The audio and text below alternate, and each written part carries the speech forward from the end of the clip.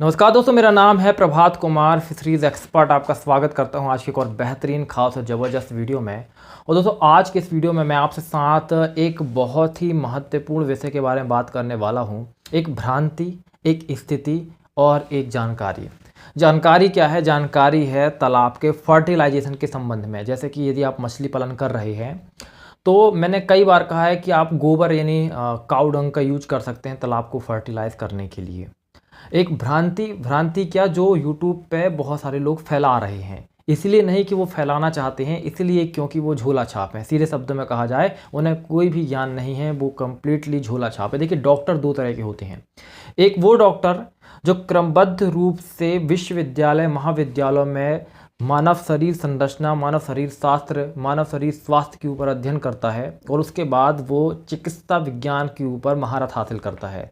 और कुछ लोग ऐसे जो झोला छाप कहलाते हैं, वो ये कि 4 दवाओं के नाम जान लेते हैं और उसको जानने के बाद वो दवा करना शुरू कर देते हैं। दोनों के बीच का अंतर होता है। उसी तरीके से कुछ लोग ऐसे भी हैं। यूट्यूब पे क्या होता है कि यूट्यूब पे बहुत सारे ऐसे लोग हैं जो वीडियो बनाते हैं जिनको कोई विशेष ज्ञान नहीं है मछली पालन के संबंध में, लेकिन जो थोड़ा बहुत उन्हें जानकारी है वो जानकारी वो लोगों को देना शुरू कर देते हैं। इसे कहते हैं कि अल्प ज्ञान होने के बाद दूसरों को उसी अल्प ज्ञान को देना। तो ऐसे ही क्या है कि मैं आपको बता दूं कि मैं कुछ 0 to 1 कोर्स रन करता हूं। उस कोर्स के अंदर आपको पूरी एक मेंबरशिप मिलती है। यदि मछली पालन के दौरान कोई समय में या मछली पालन के दौरान में आपको कोई समस्या होती है तो आप डायरेक्ट मुझसे मैसेज करके या बात करके अपनी समस्याओं को समाधान कर सकते हैं। तो उसी 0 to 1 मेंबर में से एक मेंबर ने आज मुझे एक मैसेज किया, एक यूट्यूब की वीडियो मुझे भेजी। उस वीडियो में क्या था कि उसमें बताया गया था कि मछली पालन के लिए कौन से गोबर का इस्तेमाल करना चाहिए। और उसमें वीडियो के अंदर ये बताया गया था कि 1 महीने पुराना गोबर का इस्तेमाल आप कर सकते हैं। ताज़े गोबर का इस्तेमाल करिए आप, क्योंकि पुराना गोबर जो सूख जाता है, भुरभुरा हो जाता है, उस गोबर के यदि आप इस्तेमाल करते हो तो उससे तालाब के अंदर प्लैंकटन नहीं बनते हैं। जो चिपचिपापन है वो होना चाहिए, वो ख़त्म हो जाता है। तो जब वो मेंबर जो 0 to 1 के मेंबर उन्होंने मुझे भेजा और पूछा तो बोला, सर क्या ये सही है? मैंने कहा पूरी तरीके से गलत है। देखिए, एक्चुअली में जब आपको ये समझ में नहीं आता कि नाइट्रोजन साइकिल क्या होती है, कार्बन साइकिल क्या होती है, माइक्रोन्यूट्रिएंट्स क्या होते हैं, मैक्रोन्यूट्रिएंट्स क्या होते हैं, और what is the process of planktons production, ये प्रोसेस क्या है पूरी प्लैंकटन प्रोडक्शन की, और एक्चुअली में गोबर का यूज क्यों होता है, गोबर के अंदर से कौन सी चीज़ होती है और वो क्या काम करता है तालाब के अंदर जाके। यदि आपको ये पूरा बेसिक कॉन्सेप्ट जड़ से पता नहीं होता है ना, तो आप इस चीज़ के बारे में एकदम राइट कमेंट्री नहीं कर सकते हो। जैसे कि मैं बता रहा हूँ कि ऐसे बहुत सारे लोगों को भ्रम भी है, इसलिए मैंने सोचा कि आज मैं इसके बारे में बात कर लेता हूँ और आपको ये जानकारी भी दे देता हूँ कि यदि आपको वाकई में इस बारे में कोई भ्रम है, कोई संदेह है, तो आप इसके बारे में भी जान लें। तो सबसे पहले मैं आपको बताता हूँ कि जैसे कि वीडियो में ये बात हुई थी कि गोबर का जो इस्तेमाल है वो पुराने गोबर, यदि 1 साल पुराना गोबर है तो उसका इस्तेमाल नहीं करना चाहिए। मैं सबसे पहले बोलूँ कि ये बात गलत है। दूसरी बात ये कि ताज़े गोबर का इस्तेमाल करना चाहिए, ये बात भी गलत है। इसके बारे में क्यों, मैं आपको डिटेल में बताता हूँ। सबसे पहले समझिए कि तालाब में गोबर डाला क्यों जाता है। देखिए, तालाब के अंदर जैसे पानी भरा जाता है ना, तो मछलियों को खाने के लिए उसमें प्लैंकटॉन्स मतलब प्लावक का निर्माण करना होता है। उन प्लावक को वो खाते हैं। प्लावक क्या होते हैं? 2 तरह के होते हैं, जंतु प्लावक और पादप प्लावक। ये इनको प्लावक के नाम से आप कंफ्यूज मत होइए। जैसे कि आपने देखा होगा बरगद का पेड़ जो बहुत बड़ा होता है, उसके बाद आपने कुछ और पेड़ देखे होंगे जो छोटे होते हैं, और कुछ ऐसे पेड़ देखे होंगे जो बहुत पौधे नुमा होते हैं, और कुछ ऐसे देखे होंगे जो बहुत ही छोटे होते हैं। तो इसी क्रम में कुछ ऐसे प्लांट भी हैं जो बहुत ही छोटे हैं, जिनको माइक्रोस्कोप से ही देखा जा सकता है। एक्चुअली में आप समझिए कि वो ही जो प्लांट हैं जो बहुत छोटे हैं, जो बहुत माइक्रोस्कोपियल लेवल पे हैं और पानी में मौजूद हैं, उनको कहा जाएगा फाइटोप्लैंक्टन या पादप प्लावक। उनको पादप खाती हैं या मछलियाँ खाती हैं। और ऐसे जीव जो सूक्ष्म हैं और उसको मछलियाँ खाती हैं, उनको जू प्लैंक्टन यानी जंतु प्लावक कहा जाता है। तो जैसे एक बड़े बरगद के वृक्ष को या गेहूं के पेड़ को पैदा करने के लिए आप तालाब में खाद उनके लिए डालते हैं खेतों में, उसी तरीके से इनको यहाँ पे पोषण देने के लिए आप खाद डालते हैं गोबर की। तो गोबर में क्या होता है आप ये समझ लीजिए। गोबर में 2 मुख्य चीज़ें होती हैं। पहला होता है माइक्रोन्यूट्रिएंट्स, दूसरा होता है मैक्रोन्यूट्रिएंट्स। मैक्रो का मतलब होता है बृहद यानी विशाल, माइक्रो का मतलब होता है सूक्ष्म। तो कुछ होते हैं सूक्ष्म पोषक तत्व और बृहद पोषक तत्व। तो इसमें कौन कौन सी चीज़ आती है? Nitrogen, phosphorus, potassium, magnesium, calcium, ये सारी चीज़ें मौजूद होती हैं। अब ये चीज़ें जब पानी के अंदर जाती हैं, अब जैसे देखिए यदि मैं बात करूँ यूरिया, यूरिया शुद्ध रूप से किस चीज़ का स्रोत होता है? नाइट्रोजन का स्रोत होता है। नाइट्रोजन क्या है? एक बृहद पोषक तत्व है, यानी मैक्रोन्यूट्रिएंट्स है। यदि पानी के अंदर नाइट्रोजन ना हो तो उससे क्या होगा कि कोई प्लैंकटन जनरेट ही नहीं हो पाएगा। उसी तरीके से अगर खेतों में, ज़मीन में नाइट्रोजन की कमी हो तो फसल पैदा नहीं होती है सही ढंग से, इसलिए वहाँ पे यूरिया वगैरह डाला जाता है। तो चूंकि यूरिया में डायरेक्ट नाइट्रोजन है और गोबर में भी नाइट्रोजन है, इसलिए गोबर भी आप डालेंगे तो वो फर्टिलाइजेशन का काम कर देता है।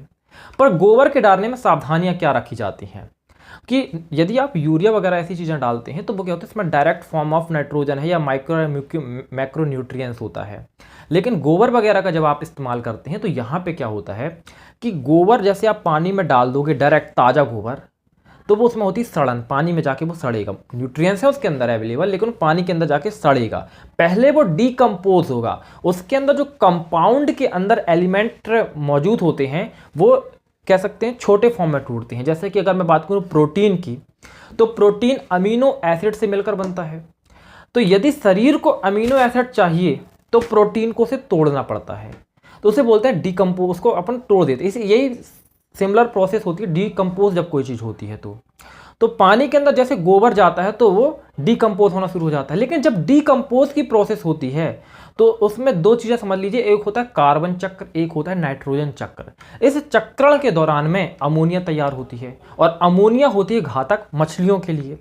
तो हम इस प्रक्रिया को अवॉइड करने के लिए ये करते हैं कि जो डीकम्पोज वाला प्रोसेस है उसे तालाब के बाहर कर दिया जाए, ताकि जो अमोनिया निर्माण है वो तालाब के बाहर हो जाए। और जब पूरी प्रक्रिया के बाद में आखिरी में नाइट्रोजन का शुद्ध रूप वहाँ पे मौजूद होता है, उसे तालाब में छोड़ दिया जाए।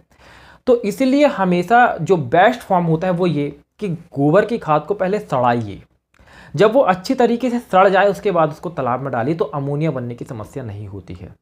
बहुत सारे लोग ये भी सवाल करते हैं कि गोबर की खाद, जो गोबर डालते क्या उसको मछलियाँ खाती हैं? नहीं, उसको मछलियाँ बिल्कुल भी नहीं खाती हैं। ये मैंने एक पहले भी वीडियो में बताया था और अब फिर से बता रहा हूँ कि गोबर को मछलियाँ नहीं खाती हैं, बल्कि गोबर की मदद से उसमें उपस्थित जो मैक्रोन्यूट्रिएंट्स हैं उसके द्वारा जो कह सकते हैं वहाँ पर प्लैंकटन निर्मित होते हैं, मछलियाँ उनको खाती हैं। जैसे अगर इंसान की बात किया जाए, इंसान क्या गोबर को खाता है? नहीं खाता है।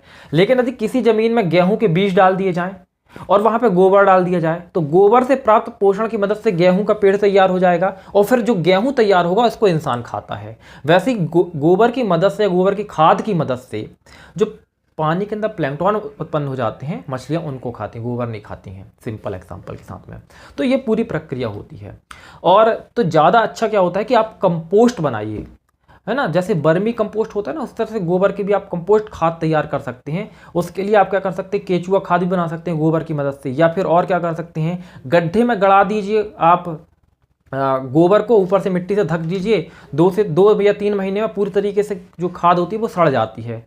और उसके बाद उसकी जो भुरभुरा पूरा आपको गोबर मिलता है, आप उसको तालाब में डालिए, उससे बहुत अच्छा फर्टिलाइजेशन होता है और उसमें अमोनिया भी नहीं बढ़ता है। तो ये थी पूरी प्रक्रिया। इसके साथ में और सवाल लोग पूछते हैं कि गोबर तो ठीक है, इस तरीके से काम करता है, पर डाला कितना जाता है। देखिए ये डिपेंड करता है कभी भी कि आपके जो तालाब का फर्टिलाइजेशन की कंडीशन वो कितनी है। सॉइल की फर्टिलिटी देख के और पानी की फर्टिलिटी देख के ही एक एक्वा कंसल्टेंट जो होता है वो बताता है कितना गोबर डालना है। स्टैंडर्ड फॉर्म की बात करूं तो 1 एकड़ में 1000 किलो तक गोबर डाला जा सकता है, पर ये सिचुएशन के ऊपर डिपेंड करता है। जैसे 0 to 1 जो मेंबर है वो अक्सर मुझसे पूछते हैं कि सर मेरा इतना तालाब है तो मैं कितनी गोबर की खाद डाल दूँ, तो फिर मैं उनको कैलकुलेट करके बताता हूँ कि आप इतने केजी डाल दीजिए। वो इसलिए कैलकुलेट करता हूँ अगर वो ज़्यादा हो जाएगी तो ओवर ग्रोथ ऑफ प्लैंकटन की वजह से वहाँ पे भी सिचुएशन खराब हो जाती हैं। और फिर प्लैंकटन के बाद वहाँ पे जो वेजिटेशन होते हैं, कह सकते हैं कि पादप, कह सकते हैं जलीय पादप होते हैं, वो डेवलप होना शुरू हो जाते हैं, एल्गी डेवलप होना शुरू हो जाती है, जिससे ऑक्सीजन कम होना शुरू हो जाती है। तो इसमें भी विशेष ध्यान रखना पड़ता है। आइए हमारे कोर्स के अंदर मेंबरशिप ज्वाइन करिए 0 to 1 में। मैं वहाँ पे डिटेल में आपको सिखाता हूँ कि ये कैसे काम करता है, पर वहाँ पे एक एक चीज़ के पीछे का साइंस में आपको सिखाता हूँ। और आप ज़रूरत पड़ती है ना तो मुझसे डायरेक्ट कॉल पर बात करके इस बारे में समाधान भी प्राप्त कर सकते हैं। लेकिन एक बात ध्यान रखिए, आप हमारे पास आइए ना आइए, लेकिन कम से कम यदि कहीं से भी आप जानकारी प्राप्त करें तो हमेशा ये चेक करें कि जहाँ से भी जानकारी आ रही है वो कितना वेरीफाइड व्यक्ति है। कोई सड़क चलते व्यक्ति तो आपको जानकारी नहीं दे रहा है, क्योंकि हमेशा ध्यान रखिए, सोने के दाम सुनार से पूछिए, लोहे के दाम लोहार से पूछिए।